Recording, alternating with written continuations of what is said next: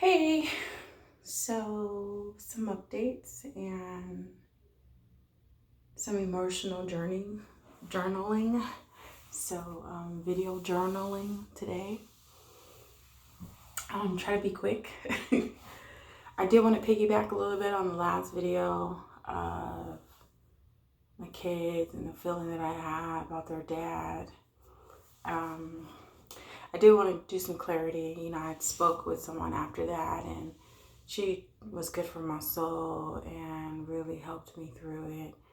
Um, so just lots of love to my mama Pat. She really helped me. So my daughter's grandma. Anyway,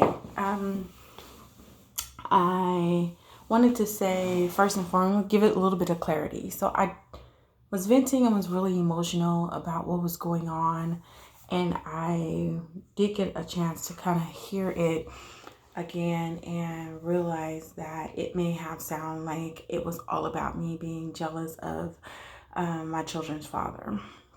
So first and foremost, I'm not jealous of him per se, no. But it is hard when you know, give a lot for your children and have done a lot and sacrificed a lot, and the person they give praise to is the other person. And like I said before, don't get me wrong, he's been there, and that's meant more to me. Just for him to be their father has been valuable. I'd rather him be in their life than out. I'm glad that they did not grow up without a father. But it does hurt a lot to see their appreciation. And I guess sometimes when people aren't around, they make up for lost time, make up for lost things. And so I'm sure that the devil will definitely use that against me when I'm hurting. So I definitely wanted to clear that up. I'm not ashamed of anything that I feel because it's what I feel. So yeah, I don't have any jealousy towards him per se, but I do get jealous about how they treat him sometimes, especially my stepkids too, because I know that's their dad, but when you love somebody like they're your own, that's all I really know. So it's really difficult, the separation we've gone through over the years anyway. But nevertheless, life's not perfect, and as they grow, they'll realize that too. But yeah, so that's that. As for today, I am at, I really don't know what to call him. He's a significant other. He's the ex that him and I are on and off a lot, and I do a roller coaster with him. So at this point, we agreed to try to see if we could build our friendship up to see if there's anything there to build our relationship up with. And so things have happened, and we have had some major changes going on. Some things I have to keep respectively to myself, but nevertheless, I'm at his house right now in his space, and helping him pack things up, and he's not here. And he has given me full range to everything to kind of help pack up. And I've seen some things that have definitely hurt my feelings, a little bit from the past, because we agreed that we wouldn't bring the past up. It's not been an easy pill for me to swallow today. I haven't addressed him, nor do I plan on it, to stick to the agreement and learn how to depend on God when it comes to things of that nature, because normally I would have dug into him, probably sent him a text like, what's that about? or let him come home and or send him a text saying, we need to talk, and then like pulled it out going, that's not what you told me. So I don't know how I'm going to react when I see him, but it has made me reflect on a lot of things, though. It's made me reflect, just really grasping that I had no boundaries growing up, like healthy boundaries as to knowing what's healthy, what's not healthy, what's crossing the line, what's not. And so, and because I seen dysfunction in my family, sometimes dysfunctional feels normal. There's a lot of dysfunction, and there's a lot of beautiful dysfunction in our family. In other words, they're not the norm of what everybody does, but my family has a habit of holding on to people as family. And my grandmother, my mother has a knack for loving without merit. You come into our lives and your family. It's not always good, but hey, that's how family is, right? Sometimes blood hang closer to the non-blood than the blood, but at the end of the day, it doesn't matter. Family's family. I've been guilty of it too. Their family is family, so you just feel like it's all family. So I've been closer to like my god brother at times when I'm not closer to everybody else, and I will go to bat for him. So what's right is right. I'm not looking bad today, but I've been moving stuff and packing and cleaning, and so forgive me. But so yeah, just having a lot of reflection, being here and seeing things, and knowing that his life was totally different than my life. His dysfunctions were totally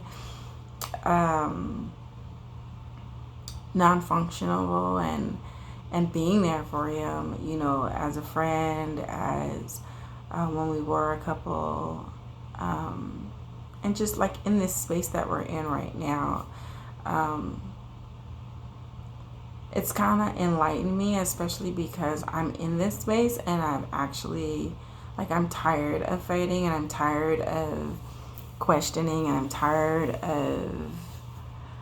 I think I'm just tired of being young in some of the situations. And so there are a few things where we've bumped heads where my demeanor about it is no longer the same. I'm prepared for whatever. And, to God be the glory. And I'm going to give that all to God. But yeah, I had a little emotional setback today, just kind of trying to figure out like dealing with things differently as you transition and evolve into a different level of growth. So I'm feeling really good about that. So let's chop that up as mind. My mind is wrapping around things differently. I am thinking different. So my cognitive is processing a little bit slower but healthier. Be quick to listen and slow to speak. So I guess that's kind of where I'm at. So my body, I'm kind of plateauing in my weight, kind of lost another and I gained, and then it kind of keeps doing that like within these 1 to 2 pounds.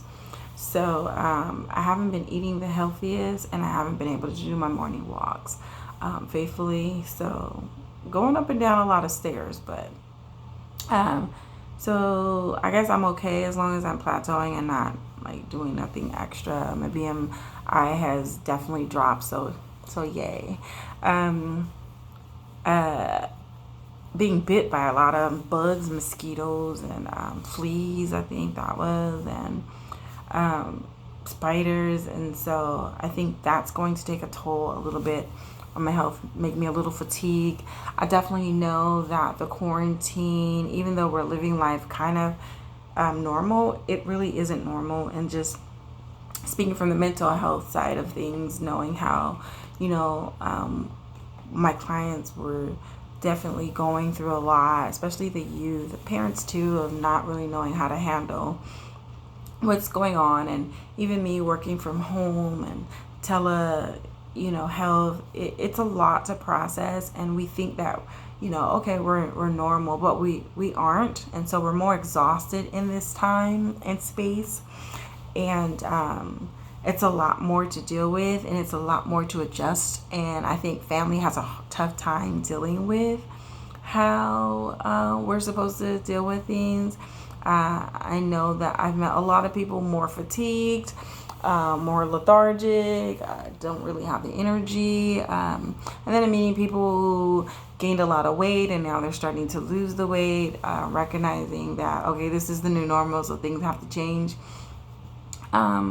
And it's really scary, you're trying to figure out what to do. I have fibromyalgia, so massages are normal for me in my life.